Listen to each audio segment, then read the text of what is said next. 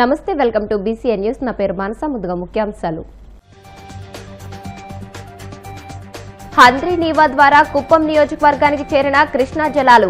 పరమసముద్రం వద్ద కృష్ణమ్మకు జలహారతి ఇచ్చిన ముఖ్యమంత్రి చంద్రబాబు.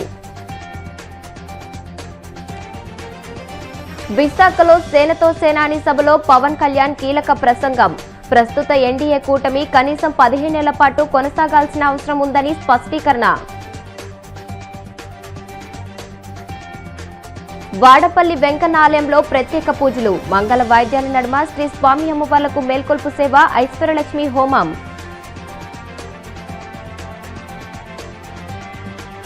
మోదీ పర్యటనకు ఎంతో ప్రాధాన్యతనిస్తున్నామని ప్రకటించిన చైనా.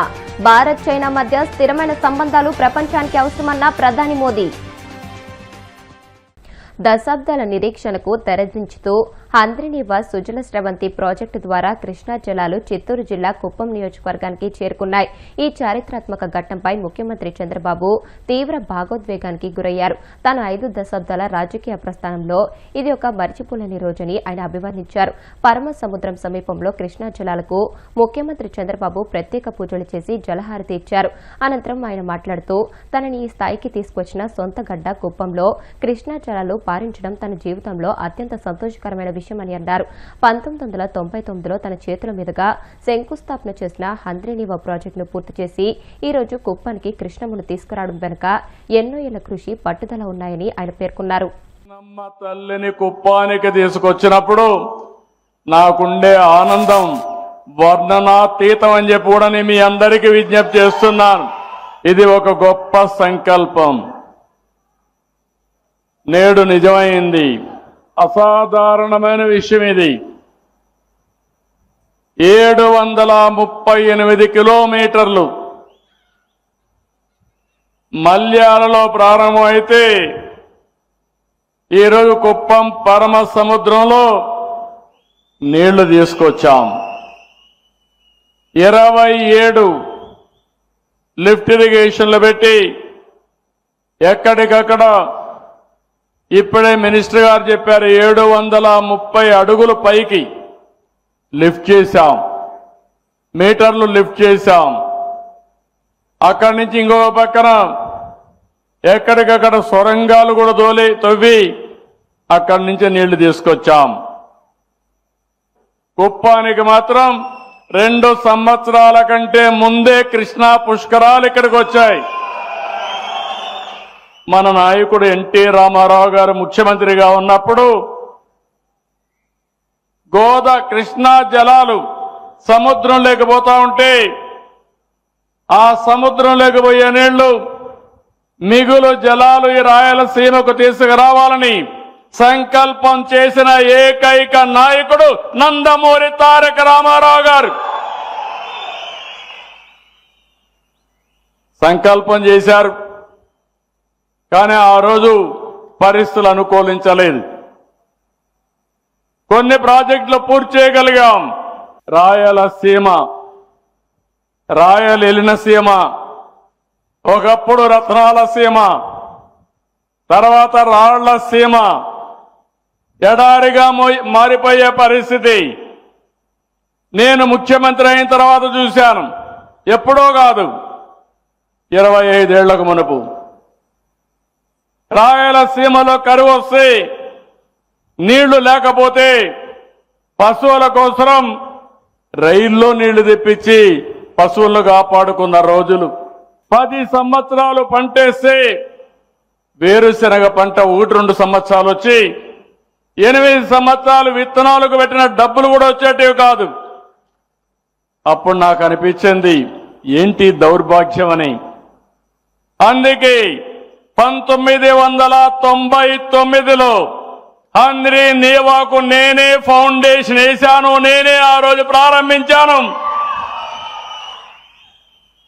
2025కి పరమ సముద్రానికి నీళ్లొచ్చాయి. శ్రీశైలం మల్లన్న, ఇక్కడ కుప్పం మల్లన్న, కంగుంది మల్లన్న దగ్గరికి నీళ్లు తీసుకొచ్చాం. గంగమ్మ తల్లి ఆశీర్వదించింది. కృష్ణమ్మ తల్లిని కుప్పానికి తీసుకొచ్చిందని చెప్పి కూడా నేను మీకు తెలియజేస్తున్నా. నేను ఎప్పుడో ఒకటే ఆలోచిస్తాను, ఈ పరమ సముద్రం చూస్తే, ఆ నీటి పరవళ్ళు చూస్తే నా మనసు పొంగిపోయింది. ఇది సాధ్యమా అంటే చాలా మంది అసాధ్యం అనుకున్నారు. సంకల్పం పవిత్రమైనది. పవిత్రమైన సంకల్పం ఎప్పుడూ బలమైంది. కొన్నిసార్లు కొన్ని ఇబ్బందులు వస్తాయి, కానీ ఆ ఇబ్బందుల్ని అధిగమించితే తప్పకుండా జయప్రదం అవుతుంది. నేను చాలా మీటింగుల్లో చెప్పాను, రాయలసీమ రాళ్లసీమ కానీయను, రాయలసీమని రతనాల సీమగా చేసే బాధ్యత నాదని చాలా స్పష్టంగా హామీ ఇచ్చా. ఆంధ్రప్రదేశ్లో చారిత్రక విజయం తర్వాత జనసేన పార్టీ భవిష్యత్తు ప్రయాణంపై ఆ పార్టీ అధినేత ఉప ముఖ్యమంత్రి పవన్ కళ్యాణ్ పూర్తి స్పష్టత ఇచ్చారు. పార్టీని సంస్థాగతంగా బలోపేతం చేయడం, రాబోయే దశాబ్ద కాలానికి యువ నాయకత్వాన్ని సిద్దం చేయడమే లక్ష్యంగా కీలక కార్యాచరణను ప్రకటించారు. విశాఖపట్నంలో నిర్వహించిన సేనతో సేనాని బహిరంగ సభలో ఆయన మాట్లాడుతూ, రాష్ట్రానికి సుస్థిర పాలన అందించేందుకు ప్రస్తుత ఎన్డీఏ కూటమి కనీసం 15 ఏళ్ల పాటు కొనసాగించాల్సిన అవసరం ఉందని ఉద్ఘాటించారు. జనసేన పార్టీ ఆవిర్భావం వెనుక ఉన్న స్ఫూర్తిని పవన్ కళ్యాణ్ కార్యకర్తలతో పంచుకున్నారు.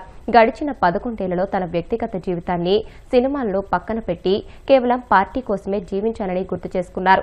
ఎన్నో అవమానాలు, కష్ట నష్టాలు ఎదురైనా సిద్ధాంతాలకు కట్టుబడి నిలబడడం వల్లే చారిత్రక విజయం సాధ్యమైందని, పోటీ చేసిన ప్రతి చోట గెలిచి 100% స్ట్రైక్ రేట్ సాధించానని తెలియజేశారు. పార్టీ ప్రారంభించినప్పుడు దారి తెన్ను తెలియదు నాకు. కేవలం నమ్మకం. సగటు మనిషి, మిడిల్ క్లాస్ వ్యక్తి ఒకప్పుడు రాజకీయాలను శాసించేవాడు. అలాంటి మిడిల్ క్లాస్ వ్యక్తులు, మేధావులు రకరకాల విధంగా విడిపోయారు. సమస్య వచ్చినప్పుడు ప్రతి ఒక్కళ్ళు వాళ్ళదైన పర్స్పెక్టివ్ తోటి, వాళ్ళదైన దృక్పథంతో ఉండే పరిస్థితుల్లో నాకు అనిపించింది, సగటు మనిషి మాట్లాడే కోపం ఎలా ఉంటుంది, ఆవేదన ఎలా ఉంటుంది, వీటి నుంచి పుట్టింది జనసేన. సరిగ్గా వచ్చే సంవత్సరం 26 మార్చి 14కి ఒక పుష్కర కాలం అవుతుందంటే 12 సంవత్సరాలు. ఈ దశాబ్ద కాలం నిజంగా చెప్పాలి నాకు తెలియలా. నా పిల్లలు పెద్దోళ్ళు అయిపోయారు. ఒకప్పుడు నేను వాళ్ళని ఎత్తుకునే స్థాయిలో ఉండి, వాళ్ళు ఇప్పుడు నన్ను వాళ్ళు ఎత్తుకునే స్థాయిలో హైట్లు అయిపోయారు అందరూ. అంటే ఇవన్నీ నాకు తెలియకుండా, అంటే నాకు ఎంతసేపు బాధ్యతల్ని మోయటంలో నా కుటుంబాన్ని కూడా మర్చిపోయాను. కుటుంబాన్ని కూడా చెప్పాలంటే ఒకలాగా విస్మరించాను. సినిమాలో దృష్టి సారించలేకపోయాను. దృష్టి సారించలేకపోయినా, దేనిమి చేయలేకపోయినా, కానీ నా జనసేన, నా జన సైనికులు, మా వీర మహిళలు, నా సమాజం, నా నేల, నా దేశం, వీటిని మీద ఎప్పుడు దృష్టి, అస్సలు సంపూర్ణ దృష్టి పెట్టాను. అన్నీ వదిలేశాను. కానీ దాని ఫలితం అనుకుంటా ఈ రోజున భారతదేశంలోనే అత్యంత ఘనమైన విజయం సాధించామను. 100% స్ట్రైకింగ్ రేట్ తోటి 150 మందితోటి మొదలుపెట్టే మన ప్రయాణం. ఒక 18,000 మనల్ని నమ్మే జన సైనికులు, వీర మహిళలు వచ్చారు. అదే ఈ రోజున 12 లక్షల మంది క్రియాశీలక సభ్యులు శక్తిగా మారింది. ఈ రోజున వేదిక పైన 21 మంది ఎమ్మెల్యేలు, 2 ఎంపీలు, 2 ఎమ్మెల్సీలు, మనకి చైర్మన్స్, నాయకులు, ఇంతమంది బలంతో వచ్చాం. కాకపోతే 12 సంవత్సరాల దశాబ్దం పైన పట్టింది. అంటే దీనికి ఎవరు కారణం? దీనికి అంటే Janasena journey it is a journey of resilience and redemption. అంటే విమోచనం చేయాలి ఒక కష్టాల నుంచి, ప్రజల్ని తట్టుకొని నిలబడాలి. రెసిలియన్స్, ఎన్ని కష్టాలు వచ్చినా ఓరిమితో తట్టుకొని నిలబడాలి. అలాంటి గుణం నాకు ఉంది. కానీ నేను ఒక్కడిని చేస్తే సరిపోదు. అలాంటిది మన జన సైనికులు, వీర మహిళలు మీరు రోడ్ల మీదకి వచ్చి నిలబడి నాకు అండగా ఉండి గుండె ధైర్యాన్ని నింపితేనే ఈరోజు ఇంతమంది వేదిక పైన కూర్చున్నాం, మీకు మాట్లాడగలుగుతున్నాం. You are the unsung heroes. మీ పేర్లు తెలియకపోవచ్చు, మచ్చుతోనే. అందుకని మేము ఈసారి ఏం చెప్పానంటే, మేము మాట్లాడటం కాదు, మీరు మాట్లాడితే మా నాయకులు అందరూ వింటాం. అందుకని నేను అందరిని పిలిపించాను. తెలంగాణ నుంచి కావచ్చు, మన శివ కావచ్చు, చెంచులు యువకుడు. నేను ఎందుకు అర్థం చేసుకోగలంటే ఒక సగటు యువతీ యువకులు ఎంత కోపం ఉంటుందో నాకు అదే ఉంటుంది. సో 2014లో పెట్టి ఆ రోజున స్టేజ్ పై నిలబడి మాట్లాడినప్పుడు ఎంత ఉద్వేగంతో ఉన్నానో ఇదే రోజు కూడా అదే ఉద్వేగంతో ఉన్నాను. ఆ రోజు ఏ బాధ్యతతో ఉన్నానో ఈరోజు అదే బాధ్యతతో ఉన్నాను. ఆ రోజు ఏ నిజాయితీతో ఏ సిద్ధాంతాలతో వచ్చానో ఇప్పుడు అదే నిబద్ధతతో ఉన్నాను. దెబ్బలు తగిలిన ప్రతి దెబ్బకి రాటు తేలేను తప్ప నా విశ్వాసం ఎప్పుడు సన్నగిల్లలేదు, నా నడక తడబడలేదు. దెబ్బ కొట్టాలని చేసిన ప్రతి కుట్ర, ప్రతి అడుగు నన్ను మరింత బలపరిచింది కానీ బలహీనపరచలేదు. ఈ ప్రయాణంలో నాతో పాటు ఆ రోజు నుండి నేటి వరకు ఏ పదవి కోరుకోకుండా, గుర్తింపు కోరుకోకుండా అవిశ్రాంతంగా పనిచేసిన అన్సంగ్ హీరోస్, ఇందాక నేను చెప్పినట్టుగా you are the real heroes. మీరు నిజమైన హీరోలు. అంటే వివిధ హోదాల్లో భాగస్వాములైన వాళ్ళు చాలామంది ఉన్నారు. నిజాయితీతో మనం అందరం కలిసి భవిష్యత్తు గమనాన్ని ఎలా మార్చచ్చు అని ఈ సుదీర్ఘమైన ప్రయాణంలో నిరూపించారు. లియో టాల్స్టాయ్ చెప్పినట్టుగా the strongest of all warriors are those two, time and patience. అంటే నిజంగా ఒక యుద్ధ రంగంలో తట్టుకొని నిలబడే బలమైన యోధులు ఎవరంటే కాలం, సహనం.